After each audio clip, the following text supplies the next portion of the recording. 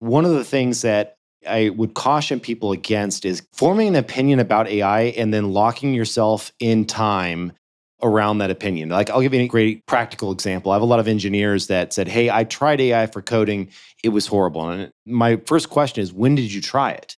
And they said, 3 months ago. And I'm like, no, you don't understand. It's 3 to 4 times better than it was 3 months ago, right? Yeah. And so we have to make sure that even if you are looking at some of these technologies and say, hey, it can't do X, or it's horrible, it's hallucinating in this way, it's giving me the wrong answer.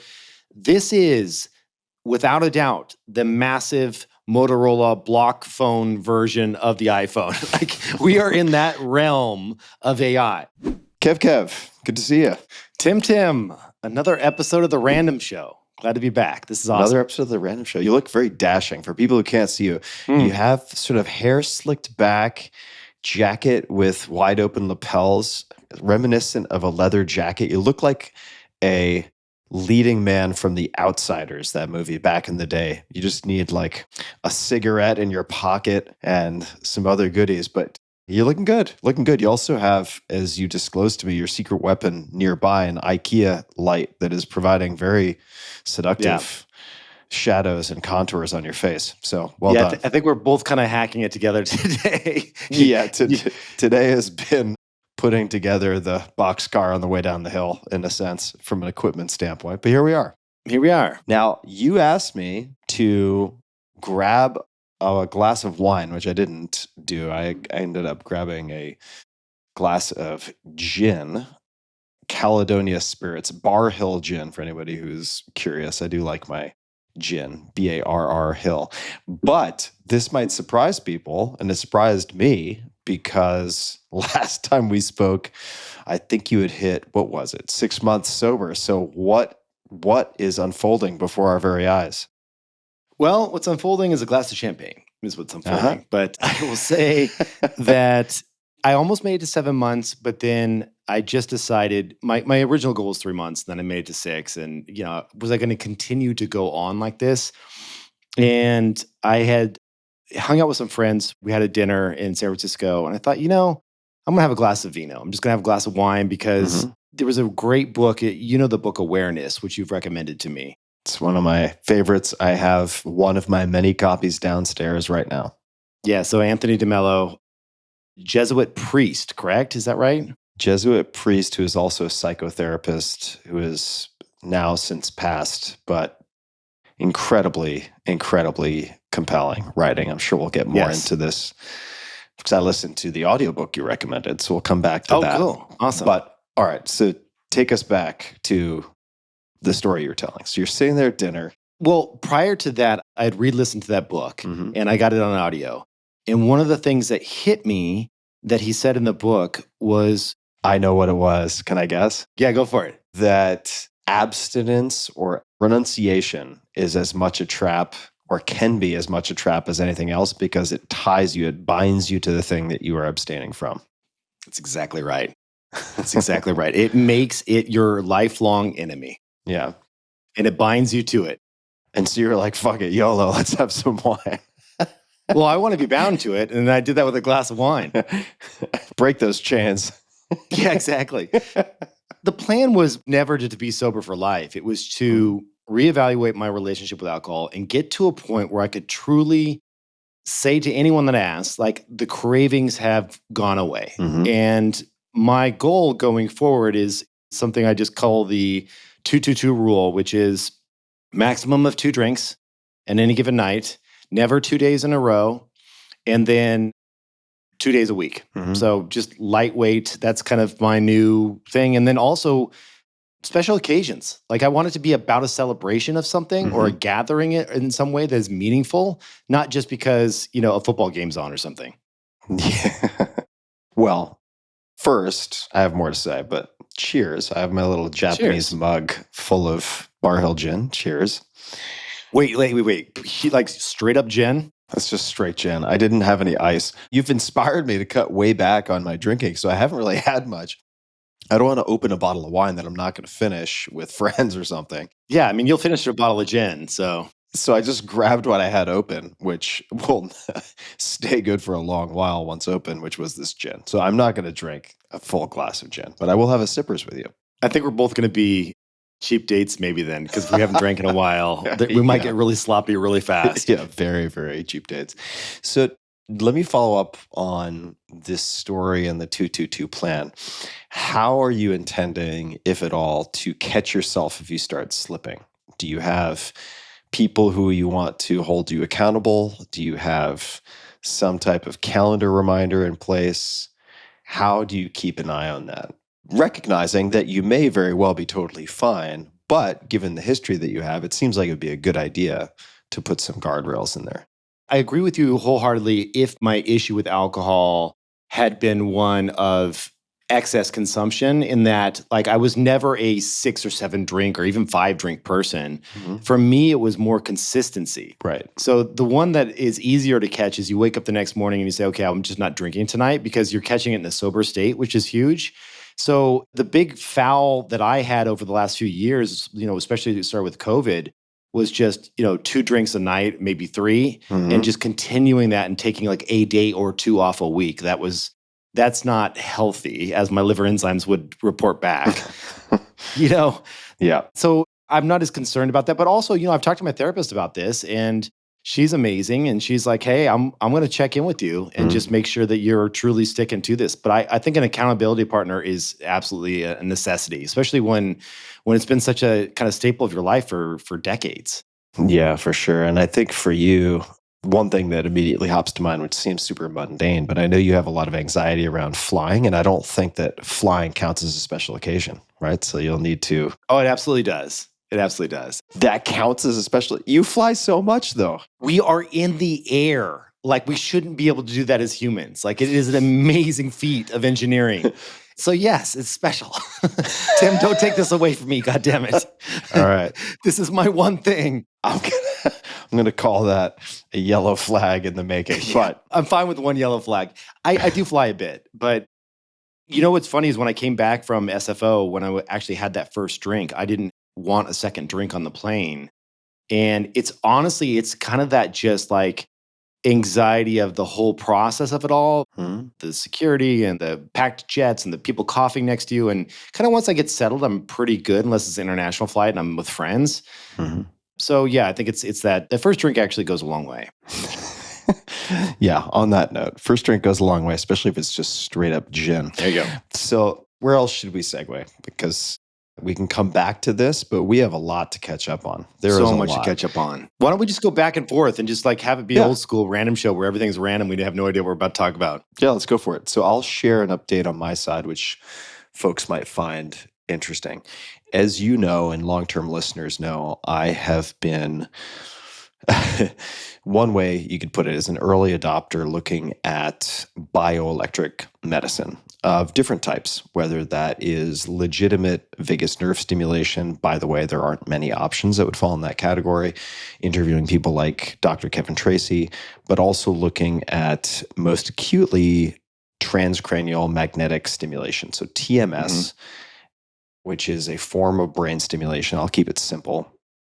That has existed for decades, but there was an innovation by the very recently late Nolan Williams, sadly, and others called accelerated TMS, where you basically take something like 50 stimulations, like 50 different sessions, and you compress it into, 1 week, as opposed to doing it over the course of many months. And this type of dense dosing schedule produces some, in many people, incredible effects. And you saw me after my first experience of accelerated TMS, which was with a device called MagVenture device. It uses neuro-targeting, so you need a resting state, fMRI, and so on to determine where they're actually going to place this stimulation depending on your condition and your own individual neuroanatomy and activity. So if it's depression, they might point it in one direction or in one place. If it's anxiety or OCD, they might point it somewhere else. And I effectively had, let's just call it 8 or 9 out of 10 kind of resting state generalized anxiety. Was this self-reported? Meaning like when you went in there to get the resting state scan, were you like, hey, I'm coming in here with ED and general anxiety. I need you to treat this for me. Did you say ED? Yeah. I know it's an issue. Oh, we can cut this if you want. We can cut this. Yeah, nice. Very, very cute. No, but I'm all joking aside. Like, how did you determine the areas? Did you have to tell them like this is what I'm coming in to treat? Oh, for sure. Or is this something they see? They do interviews and assessments that are qualitative, let's just say, asking you what your symptoms are. Why are you coming here in the first place?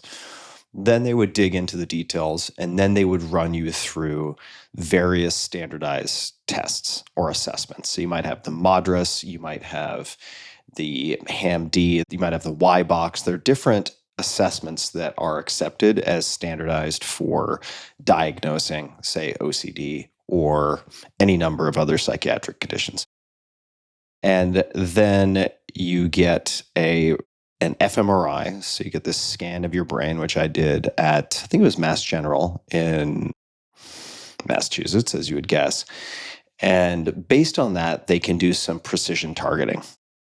And just to give people the upshot of that, I did 5 days of stimulations, and that gave me basically 3 to 4 months of effectively a 0 on a scale of 0 to 10 of generalized anxiety. So from that point forward, effectively no anxiety. Wow. The rumination, the kind of anxious mental loops that I would get involved with late at night that would then in turn affect my sleep and cause onset insomnia, et cetera, that went to 0 for a period of, say, 3 to 4 months, which blew my mind. Just out of curiosity, were you tracking aura data and whatnot so you could see kind of the impact of this as measured by different devices? I wasn't looking at aura at that point in time. I have been tracking with aura at least for the last 3 to 4 weeks. And so I'm going to be taking a closer look at things like HRV and so on in terms of trending. But the upshot of it is that, and I'll try to compress this a little bit, but that first time I did accelerated TMS, I had this incredible effect, much more durable in terms of its intensity of effect and relief than even any psychedelic therapy or psychedelic assisted therapy that I've looked into. And those were effectively ended up being the 2 modalities with the greatest effect size on the psychiatric conditions that I was most personally interested in and where I have funded a lot of early stage science. Unfortunately, when I then went to do boosters, right, to do shorter duration, 2 or 3 days, nothing happened. So my symptoms started creeping back in, which seemed to be hereditary, just to put that out there, right? I recognize objectively, I'm like, there isn't really anything I should be so anxious about. Like I recognize that very clearly. Nonetheless, I get caught in these sort of OCD/GAD, generalized anxiety disorder loops. And I see that in family members. So it seems to be somewhat genetic. In any case, none of these boosters worked. And then I was like, fuck, this is terrible. Okay, well, let me go back and do the full 5 days. Full 5 days didn't do anything. And then I was looking back at the calendar and trying to identify anything that might have correlated or preceded the first treatment that helped make it work. And I did see that I'd spent a few weeks in the Amazon, maybe ending about 2 weeks prior to that treatment. So since I was ingesting plants of various types that are known to induce some degree of neuroplasticity, I thought, well, it could be that it was a plasticity issue, sort of a preconditioning that helped that first session. So I tried to replicate that using psilocybin and did another 5 days, null effect, didn't have any effect, and was starting to feel really hopeless about this, but then came across some research that this is gonna sound pretty wild, and this is definitely early stages. So to my knowledge, I am maybe 1 out of fewer than 100 people who have been one of the first monkeys shot into space doing this specifically for anxiety. It has been applied to more people with depression, but decided to try simultaneous dosing with something called D-cycloserine, in parentheses DCS. So D-cycloserine, D-cycloserine, is very, very interesting. So it is an antibiotic that historically has been used to treat tuberculosis and urinary tract infections. But it is also now being studied, and for the last several years, people have been looking at this as a cognitive enhancer for treating various neuropsychiatric conditions. Wow. Now, how they figured this out, I'm not sure. I mean, it could have been working backwards through the purported mechanism of action. So D-cycloserine has been looked at in conjunction with, say, CBT, like cognitive behavioral therapy, and all sorts of different things. And part of what people believe makes it effective as an amplifier of effects, although there can be side effects, and sometimes the pendulum swings the other direction, is that it is a partial agonist at the glycine binding site of the NMDA glutamate receptor. Now, ketamine also works on the NMDA receptors, but it's an antagonist. So it's very different in that respect. But I will, again, try to cut to the punchline. So instead of doing 5 days, I did 1 day, just 1 day of basically a stimulation every hour on the hour for 10 hours. And preloaded with a lozenge that you just let it melt in your mouth with this D-cycloserine.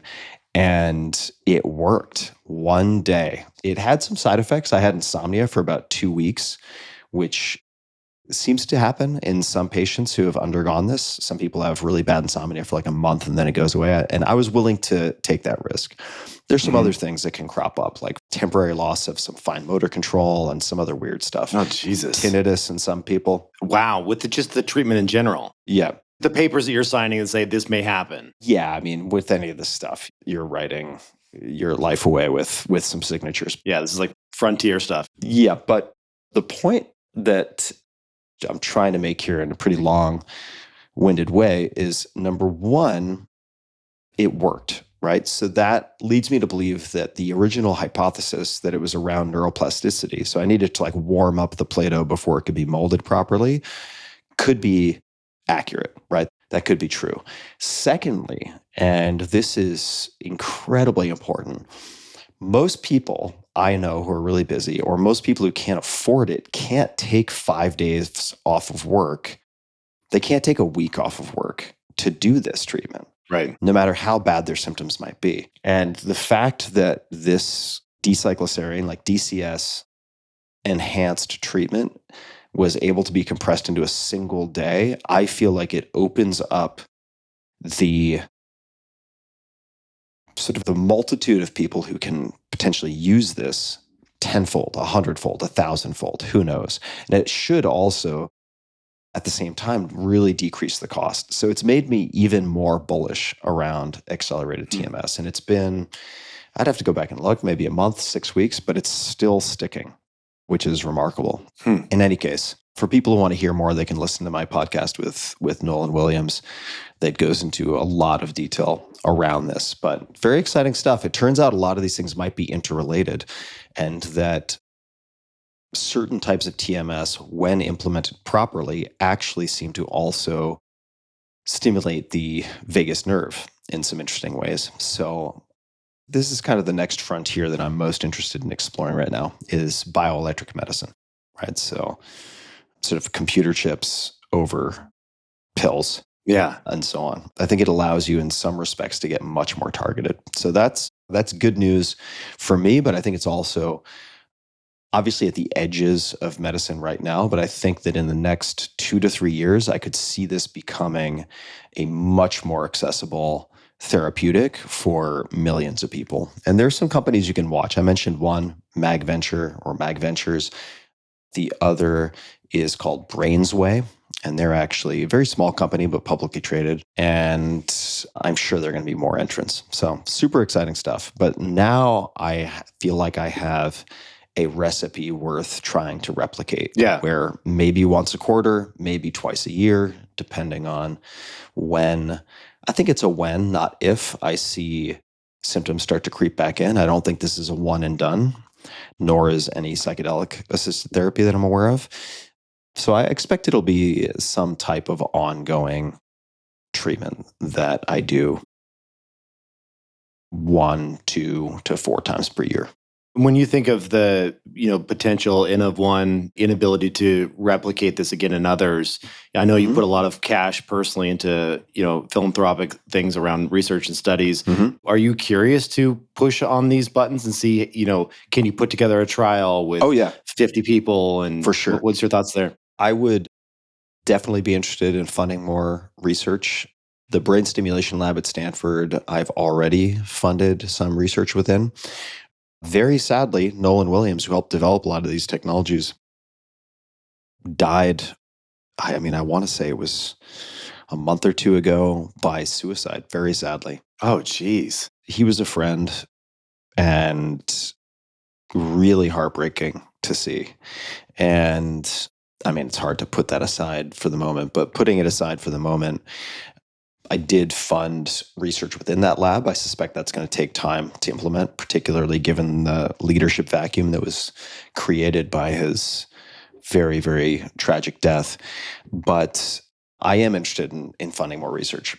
And this is an ongoing thing. As you know, my foundation, the Saisei Foundation, has funded all sorts of on-the-edge research since 2015 or so, I would say. So this is for sure where I would like to fund more research, particularly looking at these combinations. And that could be something like D-cycloserine plus stimulation.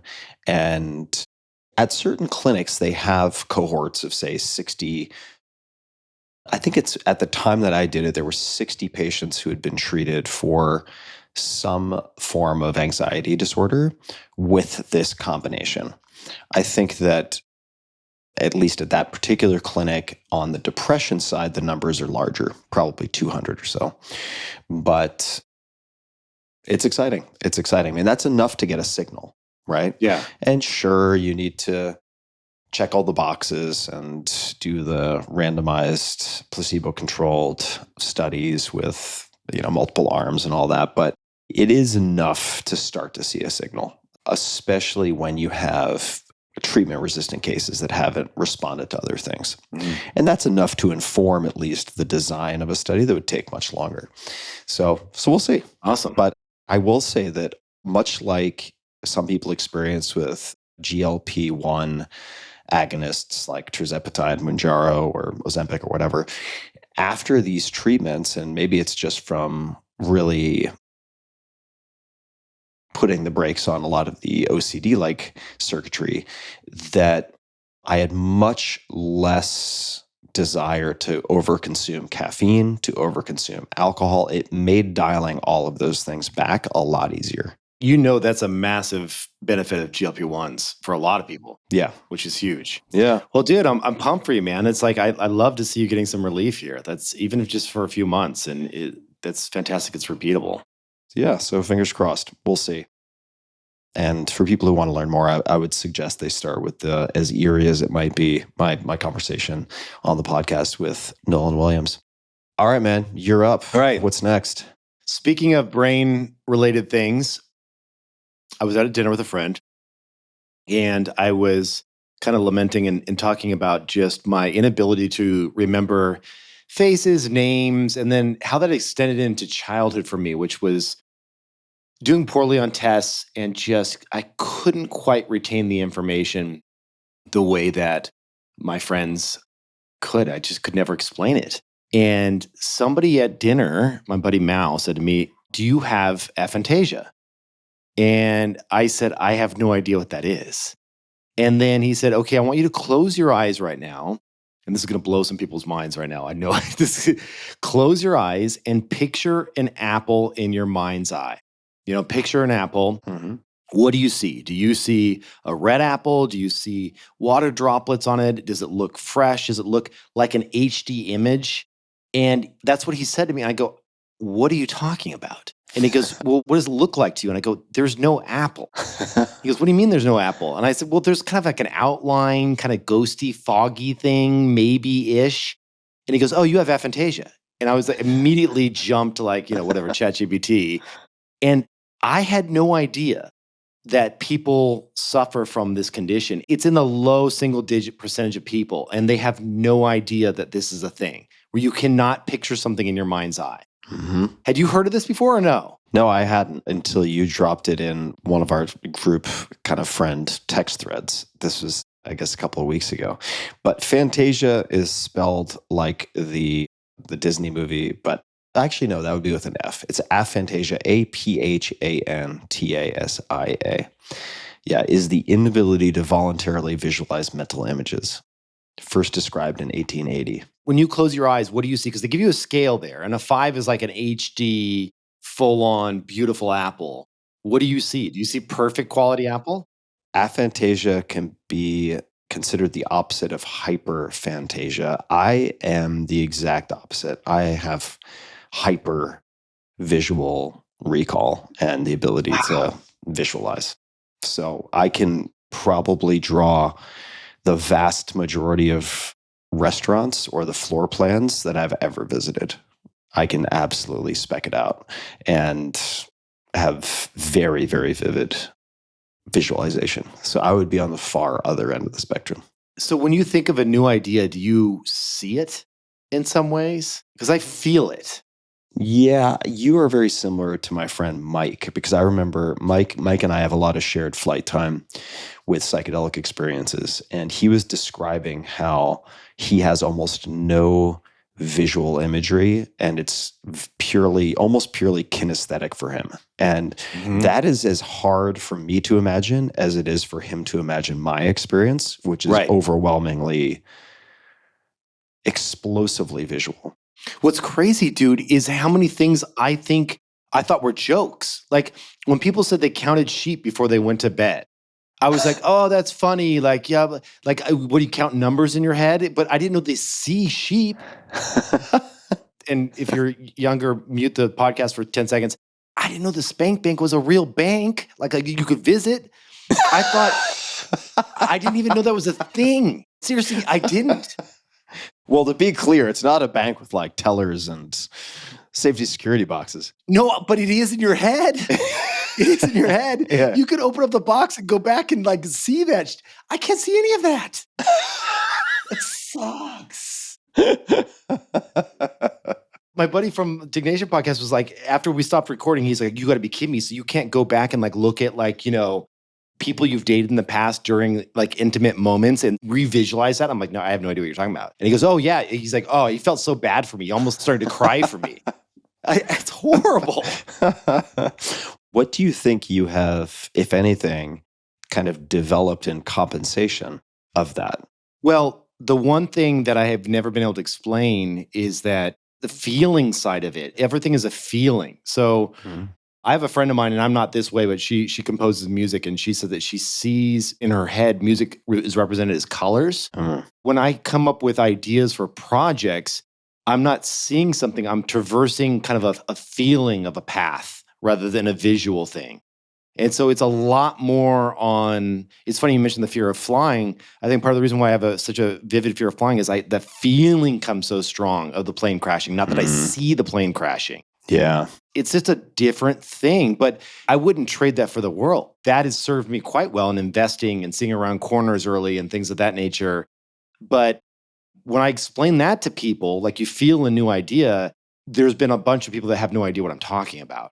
And some that can. I think you can probably have both, but new ideas come from this uprising of feeling, not visual, if that makes sense. Wild.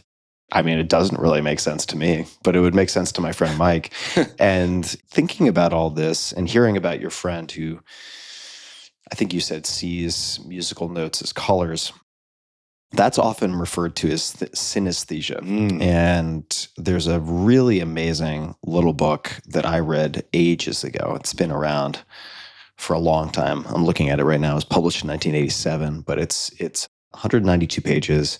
Anyone who's interested in memory and mind and the vast differences between people might be interested in this. It's called The Mind of a Mnemonist, I think is how it's pronounced, like mnemonic device, Mnemonist. A little book about a vast memory. The author's name is A.R., those are initials, A.R. Luria. Luria. And here, the description is very short, so I'll just read it. This study explores the inner world of a rare human phenomenon, a man who was endowed with virtually limitless powers of memory. From his intimate knowledge of S, the mnemonist, gained from conversations and testing over a period of almost 30 years, A.R. Luria is able to reveal in rich detail not only the obvious strengths of S's astonishing memory, but also his surprising weaknesses. His crippling inability to forget, his pattern of reacting passively to life, and his uniquely handicapped personality. Fascinating book that I really recommend to people. But Aphantasia, who knew? You know who I should talk to is Josh Waitzkin. I bet he'd be really, because didn't he say that he feels chess? And for people that don't know, he was the guy that was based on the movie Searching for Bobby Fischer. Yeah, Searching for Bobby Fischer was originally a book and then a movie, which was based on the sort of childhood chess prodigy chapters of Josh Waitzkin's life. And Josh hates that term prodigy. He has some unusual hardware, to be sure, but he also has a really incredible framework that he's applied to now 4 or 5 different fields to become world-class in all of them. But he does have a feeling about certain things. So he was playing, one of the stories that he has told me is he was playing a simul, which means he was playing, I don't know what the number was, 20 to 40 people simultaneously, where he's walking around a room and playing. Oh, yeah. You do it really fast, right? You just look and then move. Yeah, and he's just moving from table to table really quickly. And I think it was with some like very high-level high school players, something like that. Maybe they were younger, I can't recall. But he was going around, he's playing 20 or 30 simultaneous games in his head. And then at one point, he explained it as it feels like you're juggling 20 or 30 balls in the air. And then he got to one table and he felt all the balls come crashing to the ground. Oh my God. And he said it felt as though I just missed a ball and they'd all fallen on the ground. And he couldn't quite figure out why that was the case. And then he was able to deduce that one of the kids had cheated. One of the kids had moved a piece. Oh, no way. And it was just a gut feeling. And then that visual that allowed him to figure out which of the kids had cheated. It's just insane that people can even do that. Yeah. Josh. Yeah, if you want to listen to Josh Waitzkin's first ever podcast, you were podcast episode number 1 and he was podcast episode number 2, if I remember correctly. That's amazing. Yeah. Wild character. Oh, man. All right. You're up. I'm up. Well, I'll give another sort of medical one that I think is interesting. And I've been texting and interacting with Matt Walker a lot on this. Matt is a scientist. He wrote a book, Why We Sleep, and is about as credible as you can be within the world of sleep science. He's the best. And he's a great human. Fantastic human. He's a great guy. Great guy. Has the most pleasing dulcet tones with that British accent and kind lilt in the voice. The plus 10 IQ accent, basically. Plus 10 or 20 IQ points with the accent. But his podcast is also excellent. And we can link to it in the show notes. But he did an episode on a class of sleep medication called DORAs. And DORA stands for dual orexin receptor antagonists. And the reason that DORAs became very interesting to me is that I have Alzheimer's in my family. And it's left, right, and center for me right now because I have 3 relatives currently diagnosed with Alzheimer's. Holy shit. And these are ApoE4 negative folks? It includes ApoE4 negative folks. So we won't get too far into the genetics, but people who should not be, based on that particular parameter, should not be particularly inclined to Alzheimer's, nonetheless have Alzheimer's. And then there are, of course, people who have 3-4. I don't think any of them are ApoE3-3. I am ApoE3-4. So compared to a 3-3, that, at least as I understand it, would predispose me, say, 2.5 times. You and my wife and Rhonda Patrick and Atia, too, actually is a 3-4. Yeah, there you go. All of you guys. I'm the only one that's not. Crazy. In effect, to our current understanding, you want to mitigate the accumulation of 2 things. One is beta amyloid plaque, another is tangles that are created by tau proteins. And sleep is really imperative for this. And if you have sleep issues, as I have for decades, right, the onset insomnia, low percentage of deep sleep, etc., you're effectively unable to have your your garbage service within the brain clear out these at a rate that offsets the accumulation. And by the way, we don't know if these are causal, right? There's never been any conclusion whether these are causal. They're most likely the protective effects of something else gone awry. Do you agree with that? I would say that based on our best understanding, if you can mitigate the accumulation of these things, there seems to be at the very least, delaying of the progression of these diseases. And there are different drugs, say infusions like donanemab and so on, that are kind of predicated on that understanding of the mechanism. This is still early days in the world of Alzheimer's. Yeah. But it seems very defensible with our understanding currently that the less of this stuff you accumulate, the better off you are. Do you follow Dale Bredesen's work, by the way? I don't. Let's come back to that. But okay. Let me just quickly tie this up and say that an example of a DORA would be Belsomra. There are a handful of others, but I have taken, as I believe you have, well, actually, no, it was too strong for you. I gave you some, dude. Yeah, that's right. You gave me the Belsomra. I gave you a bunch of Belsomra, and you were going to give me some other shit back, and you never gave me anything good. Well, hold on. That's still pending. But let me come back. So you gave me the Belsomra, but I started using it. I was going to get it on a prescription. It's expensive as fuck. Yeah, I paid a shit ton for it, and then I didn't use it. Yeah, and I was like, all right, I'll take your Belsomra. But the trazodone, I got off of trazodone and switched as a sleep medication to, in this case, Belsomra, because it was literally down the street in an Uber at your house. Not recommending you use your friend's bootleg drugs, by the way. Talk to your doctor. But we also have physicians that are looking at all our shit, so it's not a big deal for us. I have been now on Belsomra for a few months as hopefully it's too strong to say it's a preventative strategy, but at least a delay strategy for potentially Alzheimer's and other associated neurodegenerative conditions. So I would encourage people, and I'll link to this in the show notes, to check out Matt Walker's podcast on this specifically.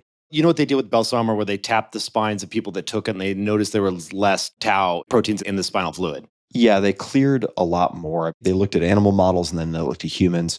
And in that podcast episode also, Matt discusses data related to comparing, say, Belsomra, or I should say DORAs, to Ambien. Right. And not all sleep medications are created equal.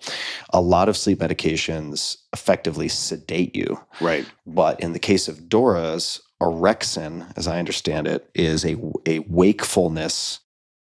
I think it's a hormone.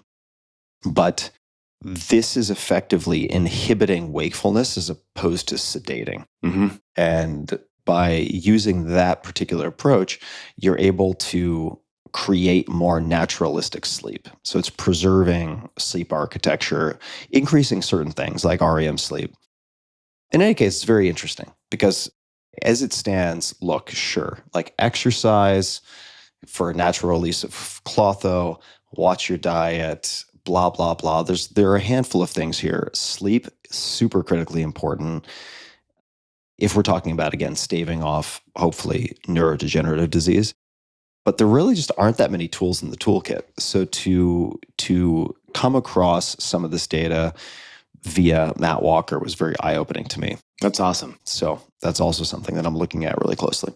I will say the scariest test I have done in my life was about 3 months ago. I went and had my blood work done and had the tau, the full on. Like you can check your blood now to see if you are producing, or we're always producing it, but if you are out of bounds, meaning you're above the norm in your production of these types of proteins, and if you are, it's like, 99% chance you're on the path to some form of dementia, right? Yeah. And did you do that test? I have just done a whole battery of different tests. Did you do the p-tau one though? Yeah, I'm going to have all that stuff. It's scary, dude. When you come hang with me, we'll have a drink or something. I'm looking at all my results in probably 2 or 3 weeks because I have a few online batteries that I'm going to do assessments. It is absolutely terrifying because the doctor was like, hey, do you want to do this? I have this available. And I was like, sure, go ahead. And then like 3 days afterwards, I'm like, I should look up what that test is all about. And there's like 3 of them now that can detect these various proteins that are essentially, if you have elevated levels, like you're on your marching orders or you're heading towards some type of dementia.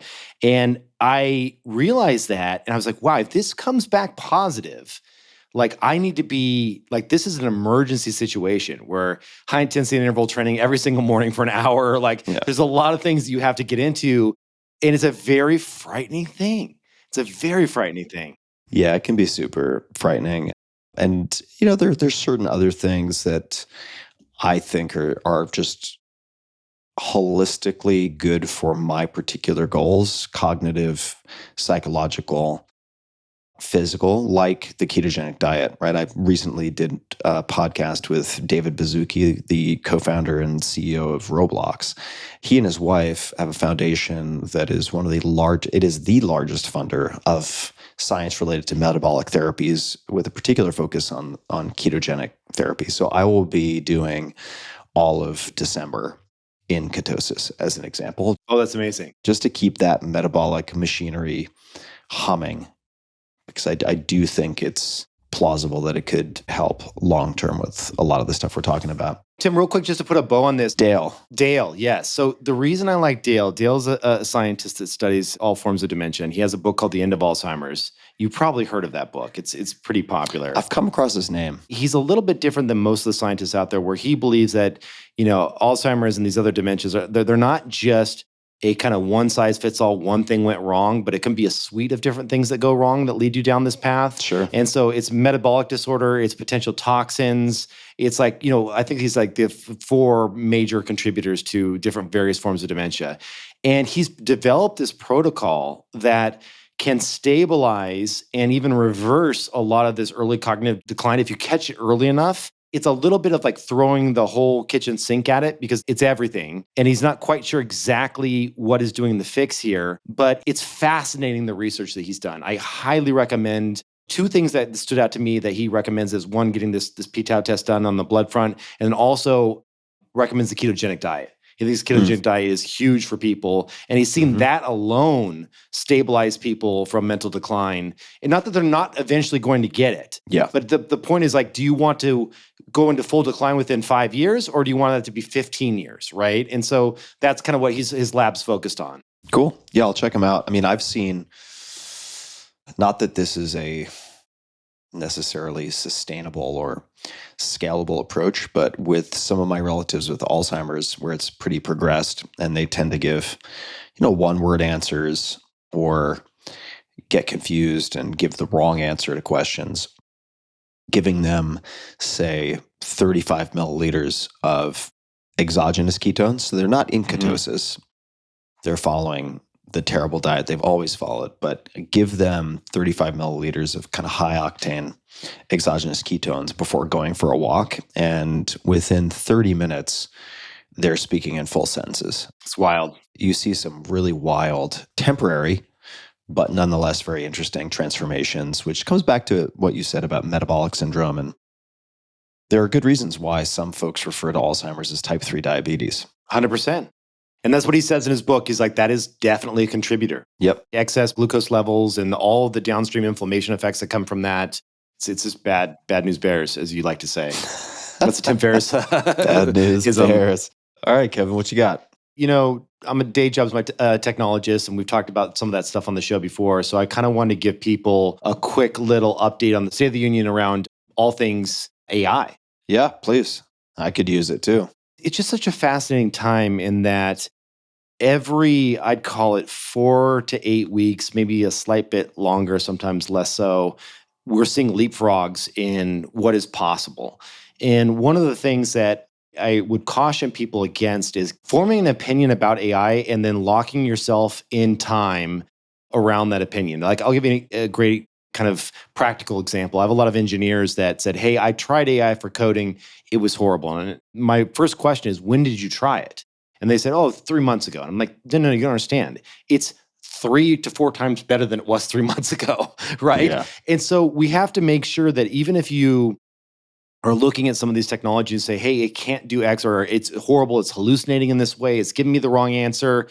This is, without a doubt, the massive Motorola block phone version of the iPhone. Like we are in that realm of AI. This is the very first innings of it all. And every few months, I mean, even Opus 4.5 came out 3-4 days ago or whatever. It's amazing. Explain what that is. When you think about frontier models, meaning like you have the bigs, Anthropic, you've got Google, you've got OpenAI, and then I'd throw a couple others in there. Meta's kind of trying in some sense, and Perplexity and whatnot. But when you think about the big, massive models that are running, that are the bleeding edge of all of this, meaning they're the best of the best, the most expensive per query, what happens is they have to train these data sets. And then they go in and they eventually release a model, right? And these are typically marked by software versioning numbers like, ChatGPT 3 versus ChatGPT 4 versus ChatGPT 5. And then they'll do 5.1, 5.2, or 4.1, 4.2, or whatever. So it's like software kind of versioning on these models. And whenever you see a new release, you're talking a jump in terms of both sometimes the capacity to understand information, and they call that like the token context windows. And then also they're just natural built-in abilities of the things that they can do well. And so some things they can do at a graduate level now, some things they can do, novel ideas is still pretty low down the chain in terms of what they can do around original thinking. But they have all these benchmarks. So they have, probably 15 or 20 different benchmarks that they run it against. Like, can it complete the bar exam is one, right? And so now they're able to do it. And then now the question is, how quickly can they do it in, right? Did it take them 25 minutes before? Now it's 5 minutes. So then there's a bunch of inference side of benchmarking as well. So we're seeing Gemini 3 came out just a couple of weeks ago, and it was fantastic. And I will say that I called NVIDIA on here way back in the day. It was 1.8 trillion, I think, back in the day when I said, hey, I think this is going to run, when you and I were talking about it. And it did, because I knew GPUs were just going to be the most precious commodity we have and as technologists. I have seen that Google now is in the driver's seat here. Okay. And I'm really excited for them because one, I worked at Google. They acquired one of my companies and I spent a few years there, and I've seen inside the belly of the beast. And I will tell you that they were built for this day and age. The fact that they've been training their entire life for this moment. They have all of the PhDs and all of the folks that they need to go pull this off across the entire suite. And so what do I mean by the entire suite? And this is where it gets really interesting, Tim. Like, if you think about what OpenAI has to do to compete, they have to go and buy up as much data center space as possible, and they have to buy a shit ton of GPUs from NVIDIA. That's what they need, because they don't own the stack. They own the software, the training, the engineering, the soft goods side of the business, but they don't own the hardware side. This is a fantastic, really interesting stat. When Gemini 3 came out a couple weeks ago, it was the first time they had trained a frontier model, like the best. When it dropped, it was the best model in the world, exclusively on Google chips.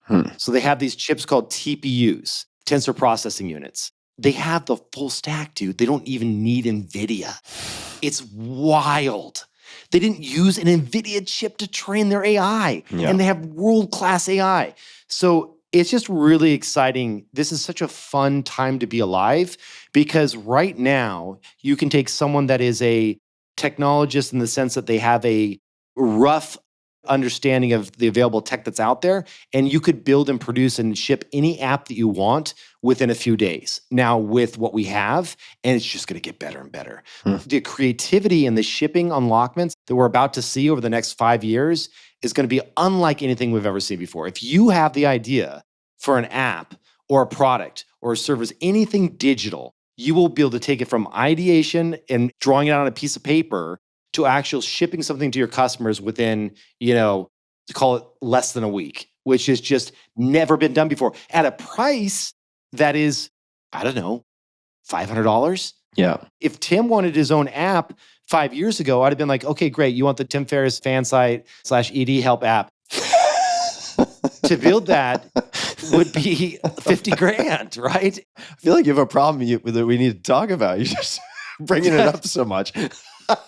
After that half a glass of champers, I feel like it went straight to my head, number one. And number two, turning into a mini confessional here. We need to talk about your relationships, because one of the things that whenever I get on, Oh boy. no, I'm telling you, whenever we do a random show, people are always like, they send me messages and they're like, I love how you give him shit, number one. And number two, we want to hear more about his personal life.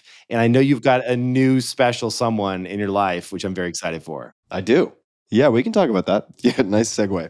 Let's jump into that. Now that we've covered Google, let's jump into your personal life. Well, hold on. I want to ask you for a counterpoint on a previous, I wouldn't call it necessarily a prediction, but we talked about, I think it was in the last episode of the Random Show, a bit about venture capital. And I wouldn't say that you said across the board venture capital would be dead, because there are capital intensive businesses that require hardware and build out and wet labs and all this stuff. But I'm wondering if I just put on my future vision goggles, which I wish I had, but let's just pretend I do. And I look forward, it doesn't need to be 5 years, right? I look forward 2 years. And what you are describing is a reality, right? The barrier to entry, the hurdle is so low that suddenly from ideation to product takes a week. Yes. And there is an absolute glut, this just overwhelming tsunami of products. So now on the positive side, yes, what would have cost people millions and millions of dollars to do 10 years ago, let's say 15 years ago, suddenly AWS and rentable infrastructure comes along, that cost goes down. Now AI comes along, cost further goes down. Sure. But I imagine the war for attention is going to get so incredibly expensive.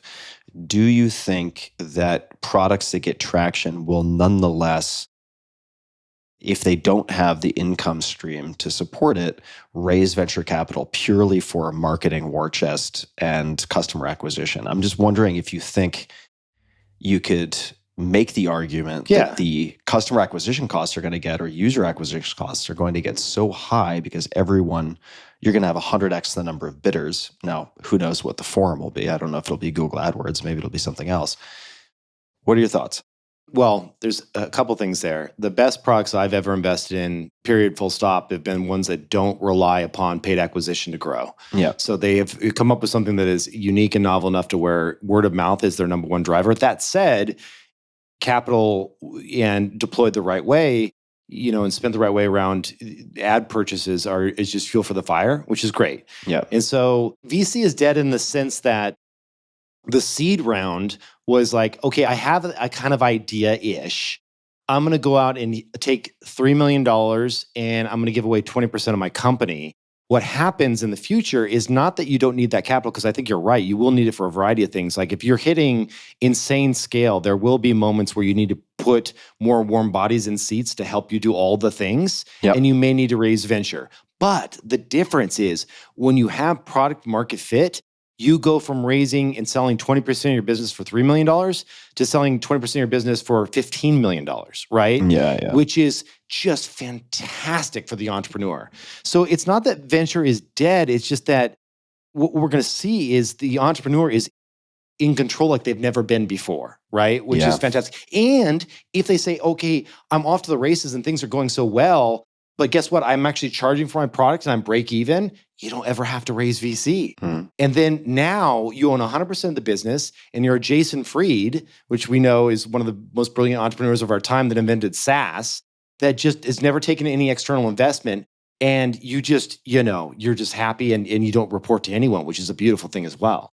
So do you think it's just like the killing fields for early stage folks and the value capture just gets pushed to later and later stage? Pushed out. Right. I think that's right. And largely on just tech that it's understandable by AI, meaning, if you're writing TypeScript or any of these languages that AI can figure out and write high quality code for, you just don't need to raise capital. You can do it nights and weekends on your own. Amazing. So is it fair to say if you had to bet on one horse in the AI race that you would bet on Google? And then I have a follow-up question. Oh, wow. Now, I know a little bit too much behind the scenes. If you had no stake in any companies, how would you place? Well, I never answer like that. I would always give you the true answer, even if I did have stake in these other companies. I know. I got to say it. But yeah, where would you put like first, second, third bet?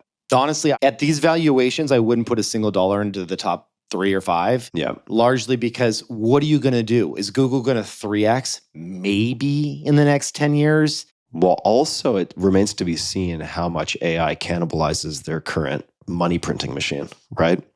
In terms of search and sponsored ads and so on. I'm less worried about that because they own the largest distribution platform on earth, which is Android. Yeah. And so they will find a way in there. And then also, I think if Google had to pick their poison and say, okay, you can either base the future business off a $25 a month pro subscription to Gemini or a free account that is just ad driven, I think they'll take that hybrid model all day long. Yeah, that's a good point. Interesting. Okay. So you wouldn't put any money into the big ones. So do you choose then? Are you trying to find Amazon in 1998, 1999, right? Just in the absolute noise of AI slop doesn't just apply to, Sora videos. It also applies to startups, right? There's so much bullshit floating around. Some of it's dressed up in very fancy clothing with fancy names. Yeah. But if you're investing in AI writ large, how do you this is your job, right? How do you think about it? I think there's 3 buckets. One is power. Without a doubt, we're all going to need power. There's small nuclear reactors are going to be a thing. The United States needs 3 to 5x its power capacity in the next decade, if not more. And there is going to be a huge push into energy. So there's a bunch of plays there. You can look them up. There are even ETFs that track bundles of nuclear-related companies that are out there. That's one play. I think power is without a doubt the most important piece of this. And then, data centers, there's publicly traded data center companies out there. There are the bigs like Microsoft and Google and Amazon that are just expanding as fast as they possibly can and buying up land all over the United States. Yeah. They're always going to be a premium on that. They're going to need that. NVIDIA, they've got competition from AMD. They got competition from Google now. Obviously, they have such incredible tooling on the software side that there's a lot of defensibility there.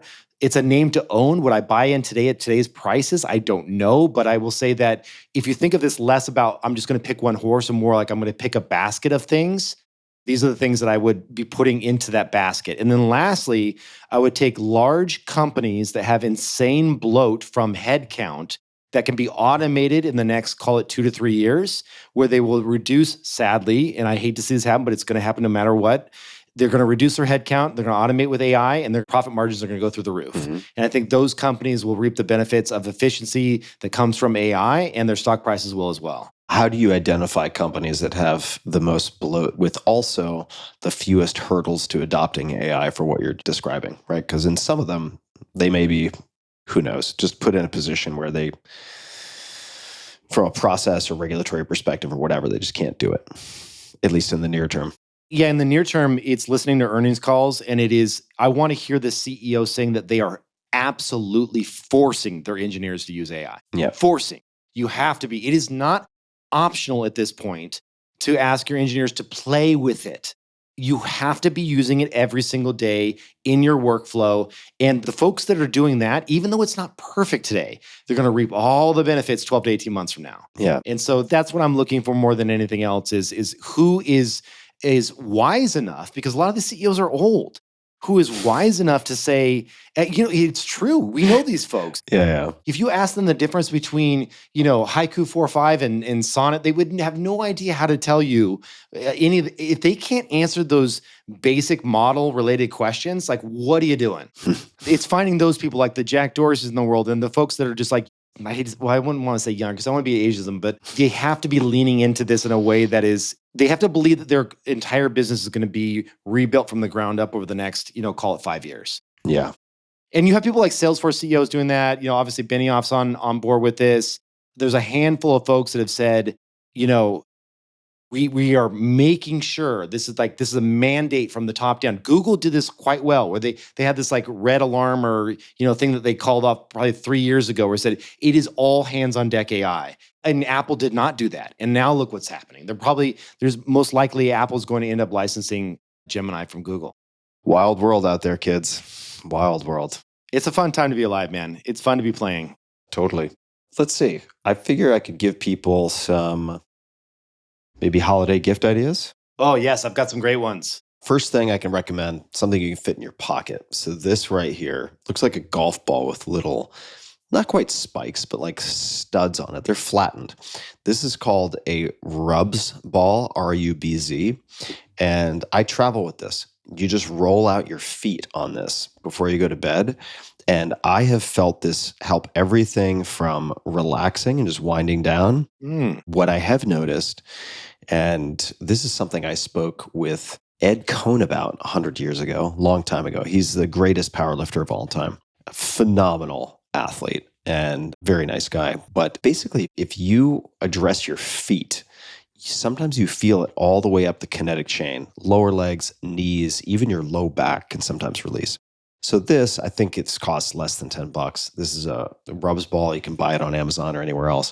That's a very easy one. That's just pocket sized. We can go back and forth. Yeah, let's do it. What you got? Okay, so this one is awesome, dude. You have my doc that I sent you, right, with the links to everything? Yeah, I do. I don't know if you have it up in front of you. So if you click on the second one down, these bonsai nano blocks. So I've been talking about nano blocks for a while.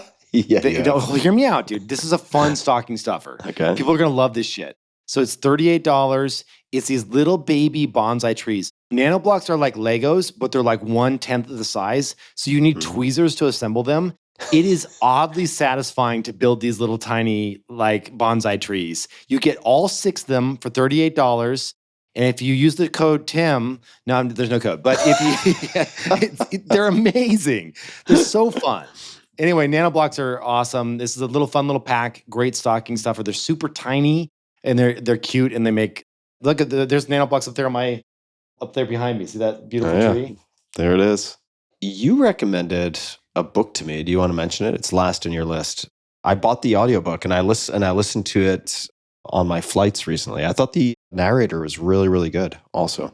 It's called Stop Fixing Yourself. Wake Up, All Is Well. It's by Anthony DeMello, the Jesuit priest and therapist that we talked about earlier. We had both somehow discovered this book originally, not this book, but the other one we were talking about. Awareness.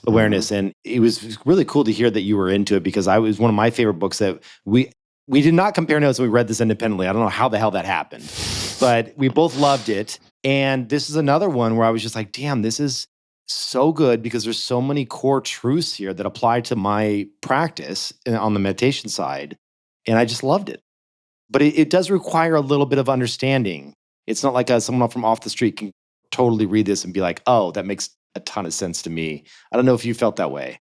I feel like, well, there are two things I would say, just having read a lot of Anthony DeMello, that I think awareness, subtitle Conversations with the Masters, it used to be the perils and promise of reality, but they changed the subtitle. I preferred the old one, but Awareness by Anthony DeMello, his last name is 2 words, D-E space M-E-L-L-O, is 184 pages, and I've gifted it to at least 50 people. I mean, I have an entire bookshelf full of this book in my guest bedroom in my house just to give friends. Same, dude. That's so funny. Yeah.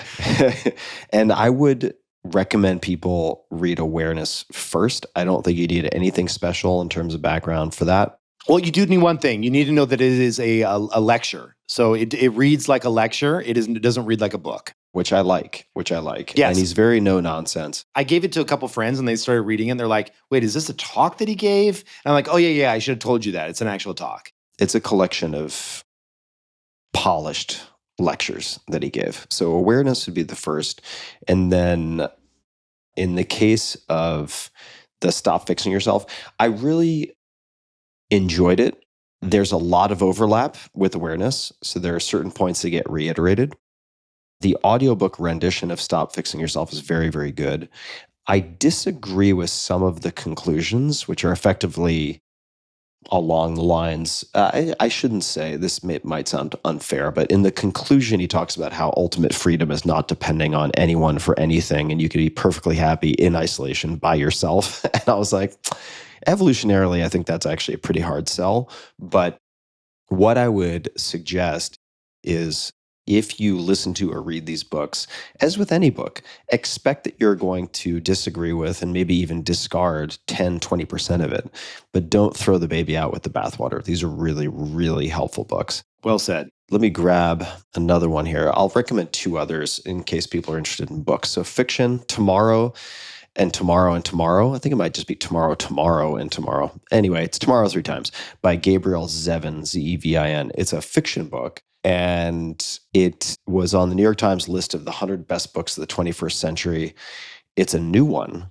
And it is all about entrepreneurship and game design and love unrequited. And when I recommended this book initially in 5 Bullet Friday, my newsletter, one of my attorneys who helped craft the agreement for Coyote, another stocking stuffer, the card game that I made with Exploding Kittens. I noticed it's on Black Friday sale, by the way. It's at 38% off on Amazon right now or something like that. Yeah, it's $7.99 right now. It's doing super well. The reviews are great. It's like 4.7 or 4.8 stars. So I'm so proud of you, dude. This is so cool to see you having success here. Thanks, man. I thought you were going to do the 5-hour body, and I was like, you probably shouldn't go there. And it's nice to see you doing this. Yeah, so it's been super fun. But my attorney who helped with the negotiations on deal structuring for Coyote specializes in video games, and he's been involved with some epic deals and amazing mergers and acquisitions and all this crazy stuff. And he texted me after I put that in the newsletter, and he said, that book is so good. It was eerie because it is so accurate down to the finest detail that it felt like somebody was looking over my shoulder when I was doing these deals. Like, that is how well researched this book is. You would love it. I really think you would enjoy it. My old assistant, Sarah, who is amazing, she gifted it to me, and it burned in the fire when my house burned down. Oh, you got to read it. I need to get it because she was like, you got to listen to this book. Oh, it's so good. Yeah, it's great. And then the last one I'll recommend, just because we gave some nonfiction, then just gave fiction. I'll give poetry, which people might not expect, but it's a little tiny compilation. This also has an entire shelf in my guest room. It's called Gold. It's by Rumi, and then the translator, Hala Liza Ghaffori, last name Gafori, 112 pages, and it is just an incredible collection of poetry, of course, originally by the great Persian mystic, Rumi, but with incredible new translations by Hala Liza Ghaffori, who is an American poet of Persian descent. So she's a native speaker. And also she herself, a poet and musician. So if you read 1 or 2 of these poems before you go to bed at night, it just makes everything better. So I would also just recommend. So I can keep going with gift recommendations, but I suspect you have more. Would you like to mention any more? I've got some great ones, dude. All right. Why don't we do 2 at a time? Why don't you do 2 and then I'll do another 2? Okay. I'm going to make you a multi-billionaire from how many people buy this next one I'm going to say with your Amazon affiliate link. This right here, my friend, is the best purchase I've ever made in my life. Whoa, that's a strong statement. Well, I mean, okay, maybe not, but it's high up there. Yeah, okay.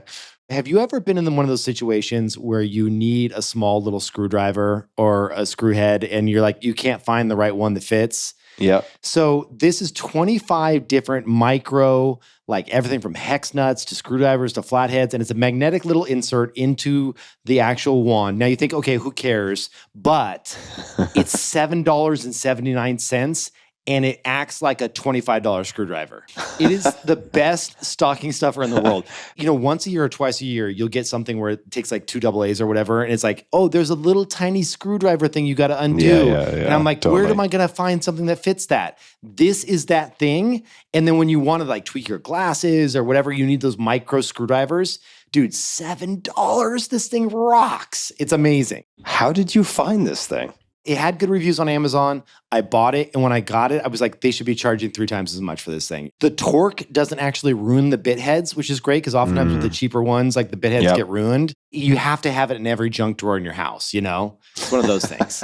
But I love these things, because you often ask me back in the day when you were doing 5 Bullet Friday where you wanted me to like contribute stuff, you would say, hey, what's the best thing under $50 or whatever that you love? For sure. Know? And this is it. And this is one of those things that's under $10 that is absolutely worth every penny. So love it. All right. So under $10, I don't know if it's $10, it might be a little bit more, but in addition to the Rubs Ball, I'll just give a couple of quick fire. There's something called the Alpha Ball by Tune Up Fitness. It was actually introduced to me by Nsima Inyang, or Iyang, I think is how he pronounces it. But you sent me his video. Yeah. So you are responsible for me ultimately connecting with him. But this Alpha Ball for rolling out your hips, for traveling with it, it's about the size of a softball, but it's just the perfect density and texture. You can get everywhere you need to get, which you cannot do with a foam roller, nor is it easy to travel with a foam roller. And I just love this thing. I use it pretty much every day. I didn't see it on video. Did you hold it up? No, I have it downstairs in my suitcase, actually. Okay, let me look it up. What's it called again? Alpha Ball by Tune Up Fitness. You can find it on Amazon. And it's $19.99, more than worth every penny. And I can send you a link to it, of course. Sweet. Then other things I'll throw in there. This is my version of your little TED talk that you just gave on screwdrivers, on the $7 screwdrivers, where people are like, you got to be kidding me. This is my version of that, which is the, I don't know how to pronounce this, Maestri, Maestri, Maestri House Rechargeable Milk Frother. Wow. Yeah, I know. Mine was better than that, but hold on. So I have owned so many of these frothers for coffee, for tea, for whatever, right? Protein shakes or whatever, these little hand frothers. Yeah. They all break. They all suck, dude. They all break, or the batteries die and then you can't recharge it. Yes. Or it's like an outboard motor and you're like, oh, let me just do this for my tea and relax. And it like shoots liquid all over the place. Right. There's so many issues. This thing it's like the Lamborghini of milk frothers. Ooh, I love that. Yeah, it costs how much? $30. It's not that crazy. Well, it's USB-C too, charging. That's amazing. It's USB-C, and you basically turn the very top of it to adjust in any increment you want the intensity of the agitation. I have to tell you, I asked somebody on my team to just due diligence and get me a frother that would solve all these problems that I mentioned. And he knows how to do a lot of research, and this was his conclusion, and I got it. And I was like, where has this been all my life? Oh my God. Has almost 3,000 reviews or 2,600 reviews, 4.5 stars. Yeah. This thing is just amazing. I use it every day.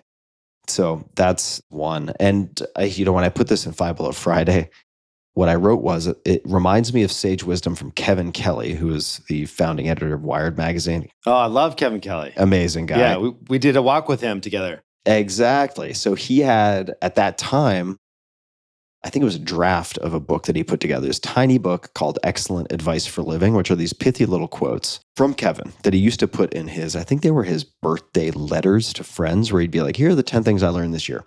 And one of his pieces of advice is, take note if you find yourself wondering, where is my good knife or where is my good pen?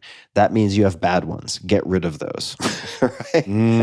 Like, I have shelves full of shitty frothers that have been sent to me or that I've bought, and they're just terrible. So I just got rid of all of them and replaced them with this thing. That's so awesome. Other things real quick. Microphone. I got this microphone for travel called the Elgato, one word, E-L-G-A-T. Oh yeah, love Elgato. Elgato Wave 3. It is a gorgeous piece of design. It makes me think of Braun design back in the day, B-R-A-U-N. Mm-hmm. And it actually solves somehow bounce and echo better than even this fancy mic, this Shure mic that I'm speaking into right now. Yeah. It is really impressive. I don't know what they do with the firmware software, whoever the hell designs these types of things, but this has become my favorite travel mic, is the Elgato Wave 3. Also, not that expensive. Have you seen their prompter, by the way? They make a tiny little prompter. Like if you want to read scripts or anything like that. I haven't seen it. Oh, Elgato makes this beautiful little prompter you can control with an iPhone or an iPad. And for people that are doing kind of like monologues and podcasts and stuff like that, Elgato's some great gear, and it's not that expensive. It's well priced. Yeah, this one, the Wave 3, I'll check out the prompter. It's got almost 10,000 reviews, 4.7 stars, $150. And I rely on it to the extent that I'm professional level of recording. And there's a lot more I could jump into. I'll tell you what, I'll give one that is expensive, but the best of breed, which is the Tank M3 push sled. This is a sled that's literally sitting right outside my door, about 100 feet away. I have tried so many different sleds for resolving back pain, for building all posterior chain development and strength, glute activation, you name it. Pushing and pulling a sled just gives you so many dividends. Knees over toes guy also talks about this at length, but the Tank M3 push sled, holy shit, it's pricey. bar none the best sled I've ever used. Yeah. How much is it? You just pull it up? $1,500 on Amazon. Yeah, $1,500. It looks amazing though. I would not trade it. You can easily rotate it. It has mechanical resistance. So for instance, I'm pushing it in a gravel driveway. It's not just skids. You can use this on turf. You can use this on carpets. You can use it indoors without destroying the floor. It's just an amazing sled. So if people are looking for best of the best, in my opinion, and versatility, that's one. And then if you don't want more stuff or you want to give something to friends or family who don't need more things, like physical things, I am talking my book a little bit here because I'm involved with the company, but the way app, it's so easy, right? I mean, we're going to be doing hopefully another retreat in person together. Henry's the best, man. It started out as just my hand-down favorite meditation app. It's the easiest way to get back in the habit. I just used it yesterday morning and this morning. I tend to do 10-minute sessions and then sometimes do an extra 10 minutes of like TM or something after the fact. But I think you can get 30 sessions for free with no credit card required to try it out. And then if you want to give an annual membership, that's $100 and you can just download the app for free and then tap My Way and share it with people that way with a gift button. I'll definitely add on to that. And I'll say that I met Henry, the creator of the Way app, and he's one of the very few Zen masters that are fully accredited in the United States. It is such a treat to interact with and have Henry as a guide. And you get a pocket Zen master. And I don't want to sell this, but I will say that in the last, I started training with him in terms of meeting with him over Zoom during COVID. And now it's been a few years. There is no better money spent in terms of, well, for me, it's been more like retreats and things like that I've been to of his. But meditation, in terms of my just general anxiety and general just like way of moving through life, it's been a game changer. Mm-hmm. It's been a game changer. And Henry, I will give him a ton of credit there. One of the things that he told me early on, which I thought it hits me today, is it's not about, can I put in an hour a day of meditation? Mm-hmm. It's better to put in just 10 minutes a day or 5 minutes a day and do it consistently than it is to try and, achieve the mountaintop and go all out. Like, can you just show up consistently? And I think if you do it for the first 30 days, you'll feel it. You'll feel it. Oh, you'll notice something much earlier in my experience. And Henry has this expression, I'm going to paraphrase it, but basically, if you do the practice, even if in some sessions you're like, my mind is all over the place, I feel like that was a waste of time. Like if you walk consistently in the fog, you can't help but get wet is one of his expressions, meaning like it compounds over time. And even if you feel like individual sessions aren't doing much, it does actually compound. And if people want to keep it simple, you can find a QR code at thewayapp.com/Tim, and that'll give you 30 free sessions with no credit card. People can check that out if they want. What else do we have, Kevin? I mean, you got to... Yeah, I've got one more that's fun. Mm-hmm. It's on the slightly pricier side. It's a little over $200, close to $300. Actually, it's a walking treadmill. My wife, Daria, turned me onto this. It is a very thin, tiny little walking treadmill that has phenomenal reviews. And you just throw it underneath your desk. And for under $300, you can set the incline to 10, and it's all with the little tiny remote control. There's there's nothing to hold on to because you have your desk. Mm-hmm. And you can just work, and it rolls away because it only weighs like 50 pounds. And you can just stash it in the corner. And I think it's the best walking treadmill. We did a bunch of research, and it's the best one. Under $300, great way to get some exercise in there. Throw on a weighted vest there, and you're in a really good place. Oh yeah, that'll be plenty. Yeah, dig it. Yeah, I saw that when Daria was showing me her office. I was like, oh, look at that. There it is. That's right. You got the tour. I wasn't even home, and you came over and stole my sleeping meds and snagged your Belsomra and yeah, exactly. Took a spin on the walking treadmill and then took off. Yeah, I still owe you a trade for that. But I do see in your notes, do you want to take a second and run people through Kevin's current AI stack? This is all Greek to me. I don't even understand what half of this means. Real quick, I don't know if you want to touch on New Year's resolutions really fast, but that would be a fun one to end it with. Yeah, let's do it after your AI stack. Okay, so AI stack, one of the things that I've noticed is becoming more and more kind of ubiquitous in the space is this idea of an AI assistant that is not your phone, but something that you can kind of call when you need to remember something, when you need to take notes, when and Tim, I was wearing that little pendant when you and I got together. Hate it. It's always recording. Yeah. And Tim goes to me, he's like, that's always recording? I was like, yeah. And he goes, yeah, I hate to ask you this, but can you just take it off? It's too much anxiety for me. So I had to take off that pendant and put it in my bag. But I agree with you in that it is weird. It does cripple our conversations in our honesty when you know there's something that's there listening all the time, right? Yeah, 100%. And so a couple things. Nothing, the Android phone company, I'm not an investor or anything like that. They make headphones, which I'm wearing right now for this podcast. But one of the things that was really cool is just like when they released these headphones a month ago, they have a little talk button on the headphones. And so if you hold down talk as you're holding your headphones case, I can record anything and it goes into their AI and it creates to-do lists for me, notes, cool. Whatever it may be. It's just fun. That's a cool feature. There was a company called Sandbar, and we invested at True. It wasn't my deal. Quick question. Do you need to have an Android phone to use those? Yes, you need to have a nothing phone. Okay. And so that's the problem. But the idea is sound in that it's not always on. It's just when you need it, right? Yep. And one of the things that Sandbar did, and I have one of their prototype rings around here somewhere, but one of the things that Sandbar did is they created a ring, almost like an aura ring, where if you just lightly touch it, you can whisper to any notes that you might want, and it saves it in the AI cloud on your phone, Android, iOS, whatever. And if you have headphones in, it'll respond back to you. So you'd be like, hey, remind me, what's that meeting I have tomorrow? Just like quietly. It doesn't listen to the entire room, and then it gives you that data back in your headphones. Anyway, Sandbar's not out yet. It's coming out middle of next year. Highly recommend sandbar.com, checking it out.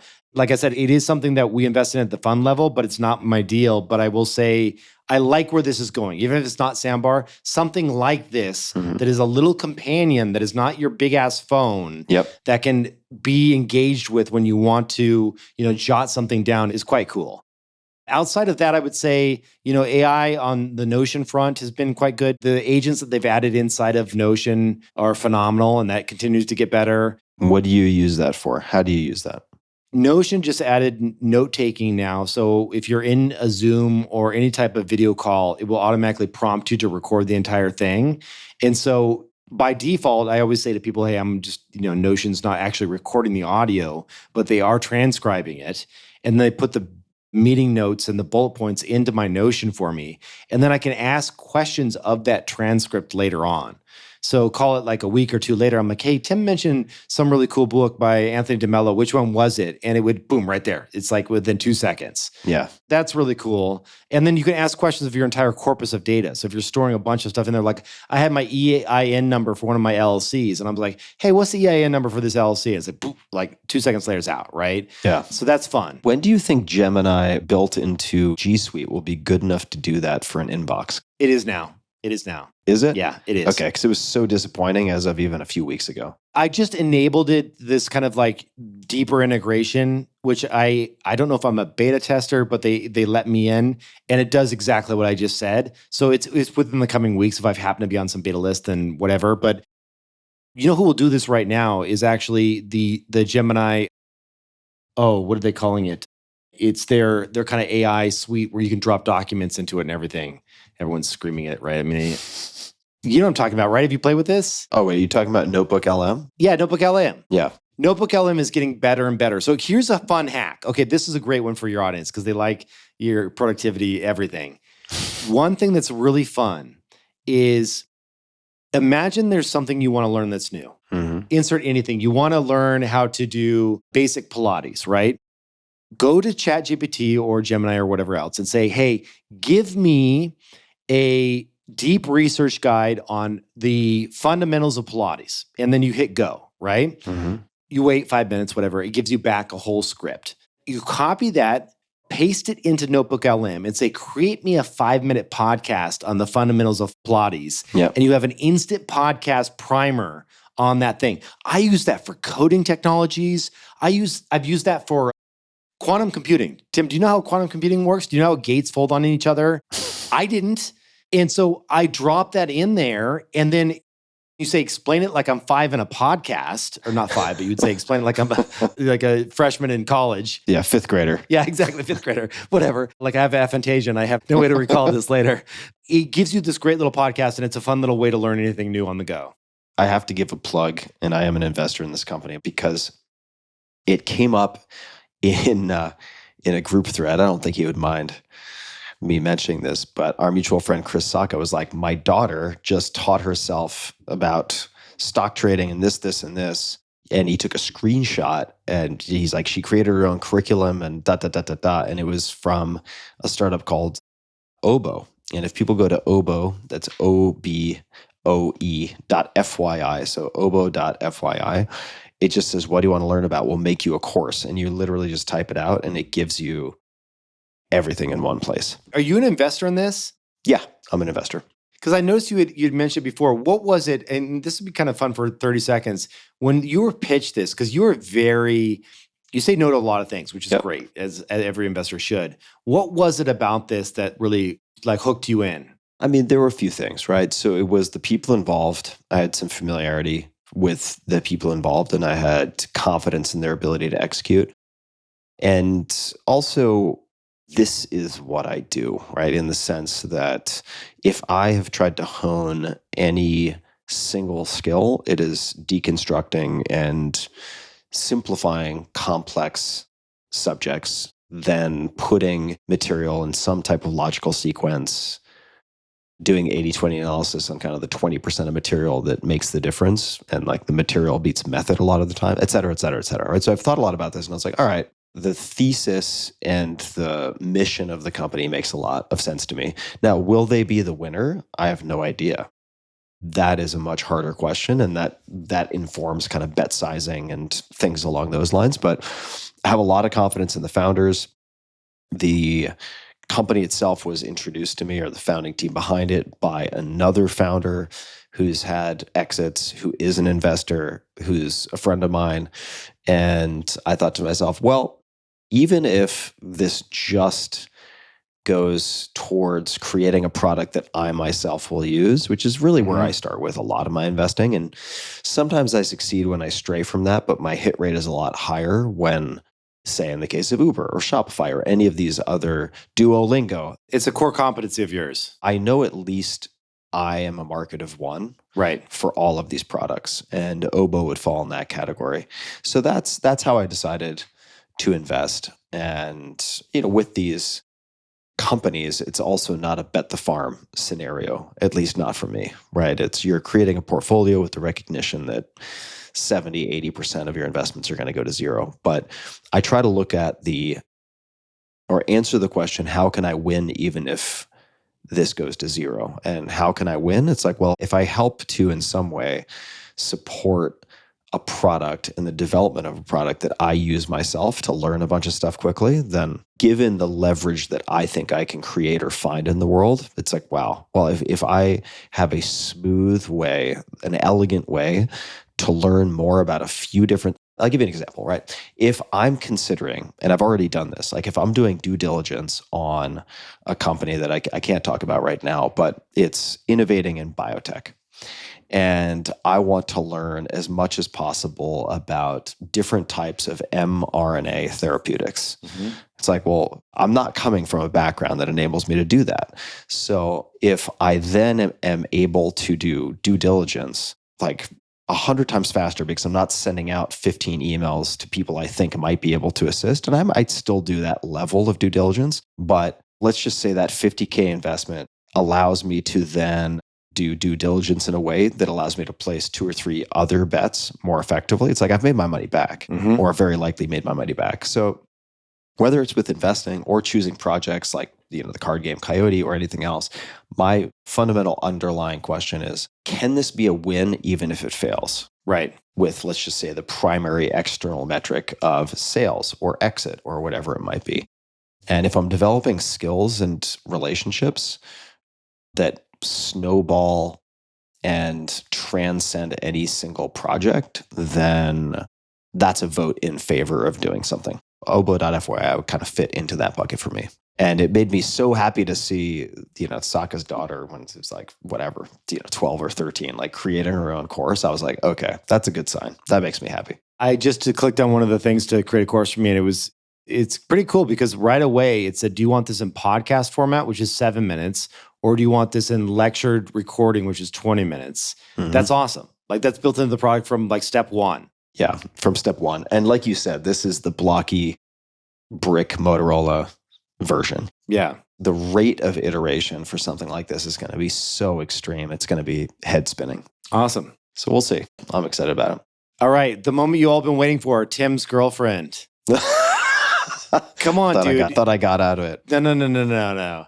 People are they want to know what's up with Tim's personal life. I'm not going to dox anyone who doesn't opt into being doxed. I'll skip any identifying particulars, but it's getting serious quickly. She's incredibly sweet, incredibly self-aware.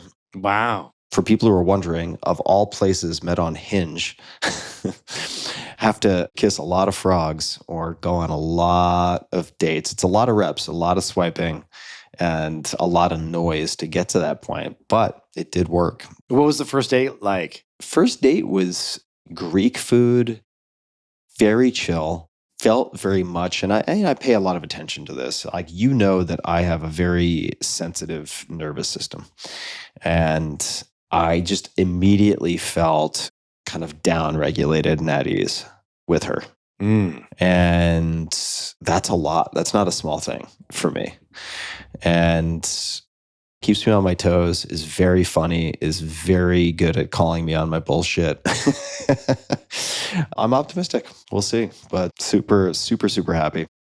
And so doing Thanksgiving together. Oh, wow. Yeah. Like family introduction time and all that shit? Oh, she met my family already quite a while ago. I've only met her once. One final question, then I'll let you off the hot box. What is the hardest thing for you at this stage? Because it's like you get to this point where there's this honeymoon phase, and then all of a sudden it starts to kind of peel off, and it's in the nitty-gritty of life. Yeah.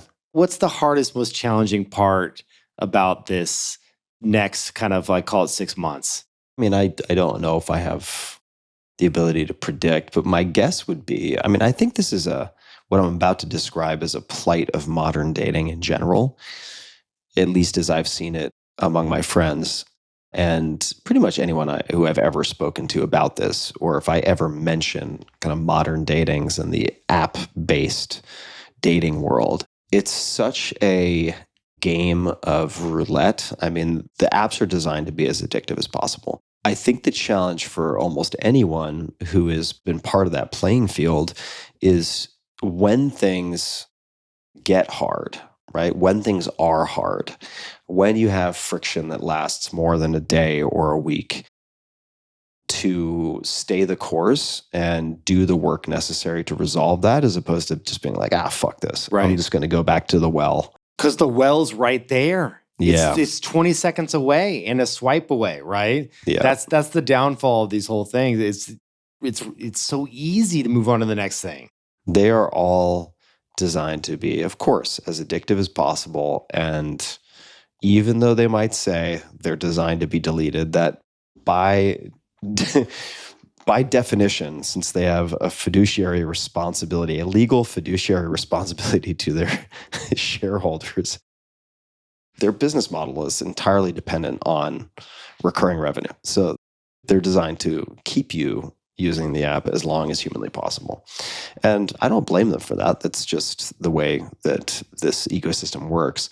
But it is something to be aware of, because they're seductive and they're designed to be seductive, these apps, in every way conceivable. Yeah. So I would say that step number one, take that stuff off your phone. And then number two is, fortunately, I feel like over my last few long relationships, because I've had some very long relationships, 5-6 years in 2 cases, that I've developed a toolkit. I can always use more work and more refinement, but it's like, do you have the basics of something approximating nonviolent communication, right? Do you ask for what you want, and do you tell someone if they're doing something that you don't want? These seem like very obvious, self-evident things you should do, but a lot of people struggle with both of those. And then that breeds resentment, or people bottle things up and then they explode and they say things they can't take back.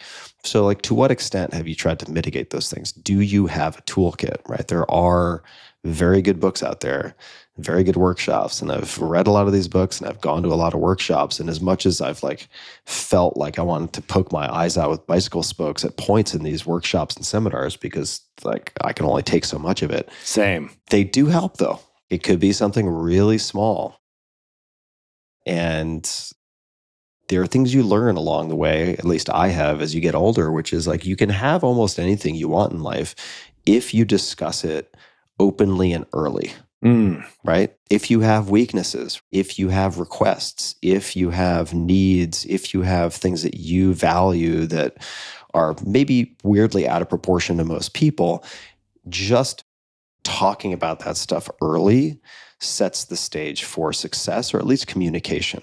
So very early on in this relationship, having conversations about conversations, if that makes sense, like having open communication about how we like to communicate, the challenges we have with the communication, like how we're going to communicate, biasing towards honesty and being direct, even if you need to do a little bit of cleanup afterwards, has just saved a lot of brain damage. And, in this case, I think we both have very growth-oriented mindsets. I think both of us are pretty good at taking feedback. And there are times when you're just too sleep-deprived or pissed off or bitchy or irritable, and you're not good at taking feedback. You're always going to have those days.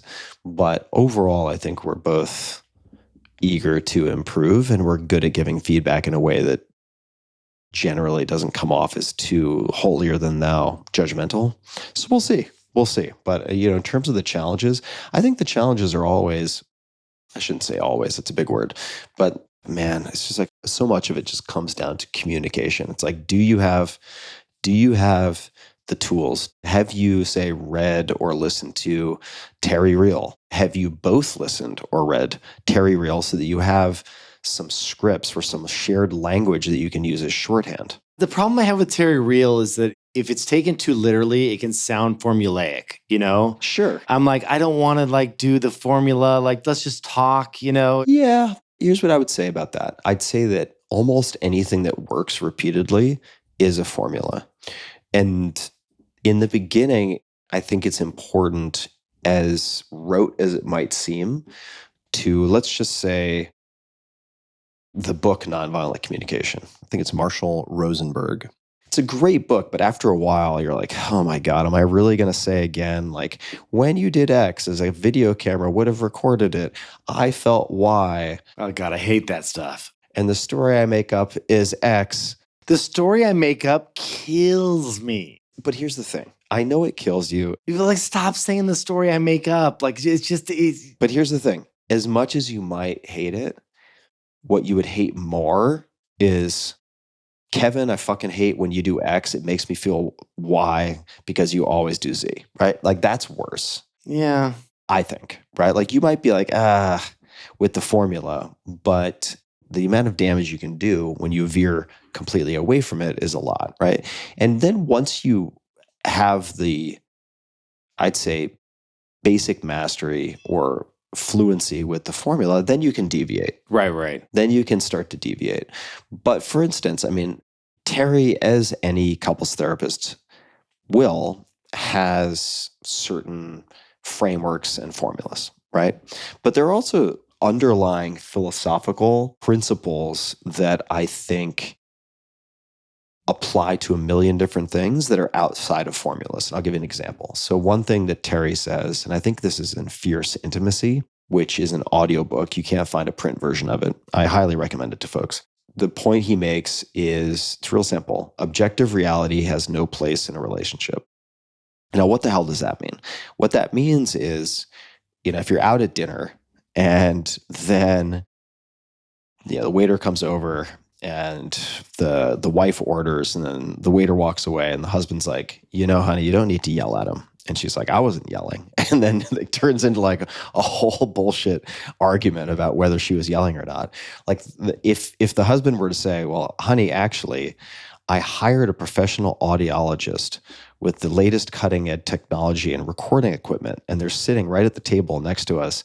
And if we accept the commonly defined threshold for yelling at XYZ decibels, if you look at these numbers, you can see that in fact you were, by scientific definition, yelling. Like, is that going to fix the problem? No, it's going to be a huge fucking mess, right? Right. And so his point is the stories matter, right? And like the subjective matters, and very shorthand for that is like objective, like, and he may not word it exactly this way, but like objective reality just doesn't have a place in, let's just say, an argument. So, and we're gonna make mistakes, right? Occasionally, especially someone like me, is going to try to appeal to some objective measure of God knows what.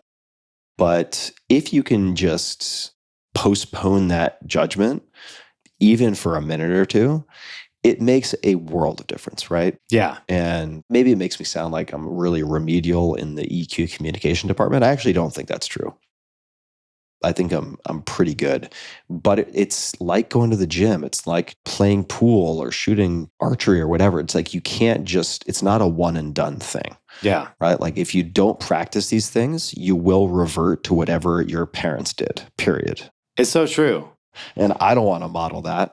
You know, that was a goddamn mess. Yeah. I found that if my partner gets upset, just kind of like sitting down and saying, calm down, is huge. It That just works. works every time. Yeah. Or you're being like your mother. Like those are things that like are just really, just home runs. Why are you so hysterical like your mother? Yeah. Works like a charm. I think that's Terry Real's second principle. Just say calm down and then you're good. You're good. They'll be like, oh, I was being so crazy. You're right. I should just calm down. Yeah. And I think also just expecting there to be bumps, right? It's like there are always going to be bumps. And, we'll see. We'll see. Awesome. But it's been great so far. I feel super, super lucky. Really, really fortunate. Yeah. I mean, you only date supermodels, so you should feel lucky. That's not true. That's not true. I've met her. You have a supermodel on your hands, so which is great. She's very, very pretty, but she's also very, very smart, knows how to adult, knows how to take care of things in the world, right? I mean, which isn't asking too much, but it's surprising how many like aspiring stay-at-home girlfriends you can find out there who have no intention of operating in the world. So I feel very, very lucky. Super, super fortunate. Well, I'm excited for you, dude. Can't wait to spend some more time with her. Our first interactions were great. I'm excited to get to know her better.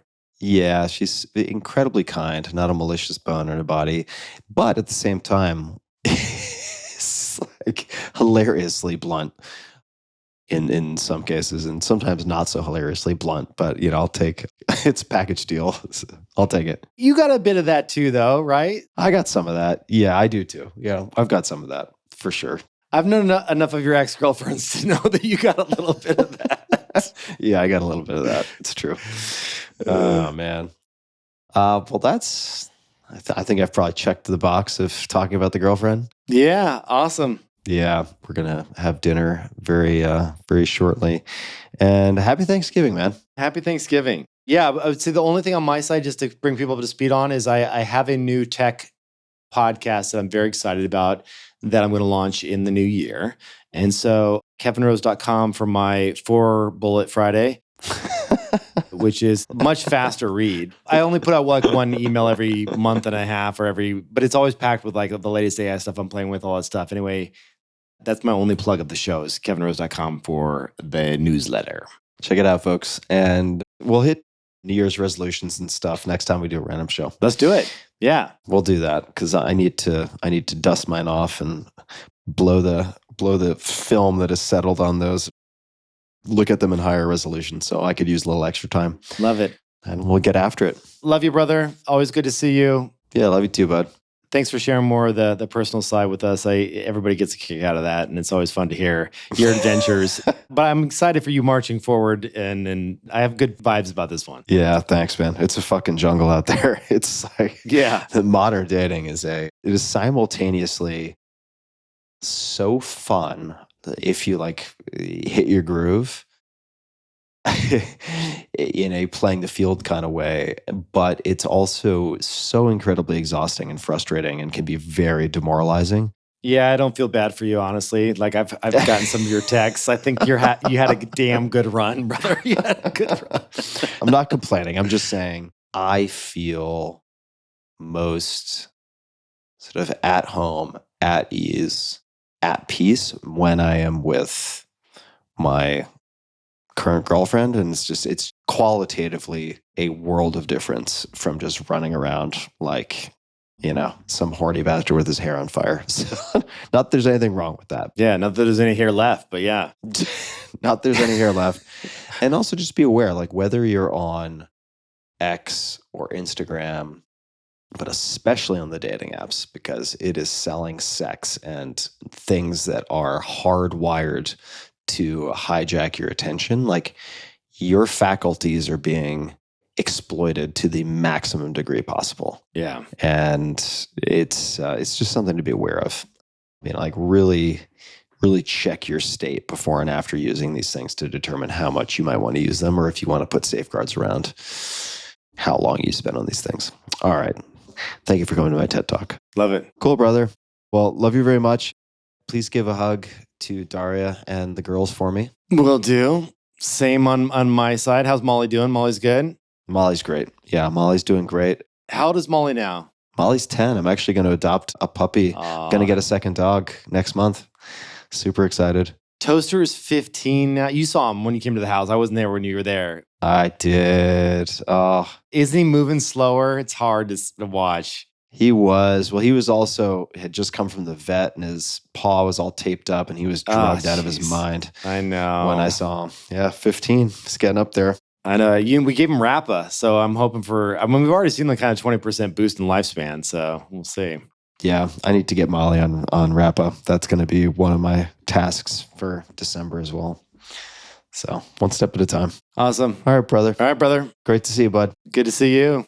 And everybody listening, you can go to the show notes. We'll have links to everything at tim.blog/podcast. Random show. Just look for the newest one and we'll have it for you. So happy holidays, everybody. Thanks for tuning in. Happy holidays. I'll see you soon, Kevin. Take care, bud. Peace.